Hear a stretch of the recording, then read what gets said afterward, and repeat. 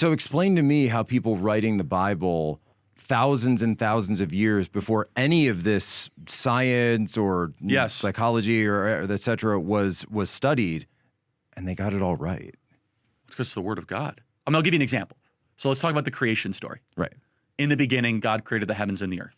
So it says very specifically that God created ex nihilo, out of nothing, right? It's a Hebrew word. Yes. So one of the ex nihilos was that God hovered over the darkness of the earth. That's like a weird thing to say, right? Yes. New science shows the earth was completely dark at some point. That precisely what it says, that no matter what your creation story is, Big Bang or whatever, that there was darkness over all the earth, meaning clouds covered the entire earth. There was no light. Right. So I remember being a kid reading about, so I'm reading the 7 days of creation and 7 day being rest. But then I always remember going to, my teacher and saying, well, what is a day to God? Yeah, and so this is hotly debated. People, I'm a literalist. So you're a literalist. I believe a day's a day, and I could go into the actual Hebrew of what a day is. But if you believe it's meaning a 24-hour, but yeah, that's correct. But it's actually completely irrelevant in some But what ways. I also get though, and I find amazing, is every time, and let's just get to the point, is every time we uncover something new about the creation of the planet, it fits. Yes, that's right. Every single time, and even the stages that it goes through. Well, yeah, every single one. Everything fits. from quarantining someone who's sick, that's one of the Levitical laws. Washing your hands before you eat, that's one of the Levitical laws. Right. These aren't like, hey, this is crazy stuff. No, really. Like, don't do these things. This is unclean. Yes, exactly. And so, but before germ theory was even entertained, by the way, thousands of years in the 1400s and 1500s, you had people that were bloodletting against Levitical law. Right. And if they would have just followed what the Bible was saying, right. the Old Testament was saying, it very well could have been informative.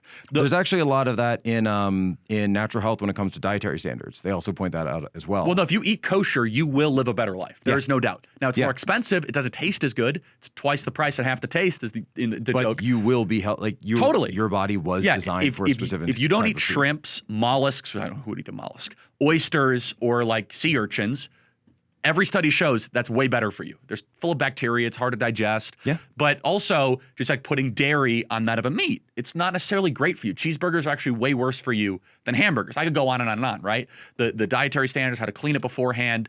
And so anyway, you asked the question, how is it that it's right? Well, it's because it actually happened. And that this book built everything that we know. So we took that book, the West, took that book and said, we're going to put this on the shelf. We're going to let it accumulate dust. We're going to let the spider webs crawl all over it. Well, you can go to church on Sunday and do whatever, pray to your cross or whatever. But we are going to be over here building a much greater and stronger and more powerful utopia. And again, that's why I pinpoint not the Industrial Revolution, but the Scientific Revolution. The mismanagement of the scientific inquiry into the natural world is why we're in the mess that we're in. And that's where you get Hegel. That's where you get John Dewey. That's where you get the German historicist. That's where you get all the atrocities in the 20th century. That's where you get Fauci, the CDC, because it seems Pfizer. like it all comes from the scientific revolution. If you look at the beginning. This is Charlie Kirk, founder and CEO of Turning Point USA. If you liked this video, be sure to subscribe to our YouTube channel at Turning Point USA.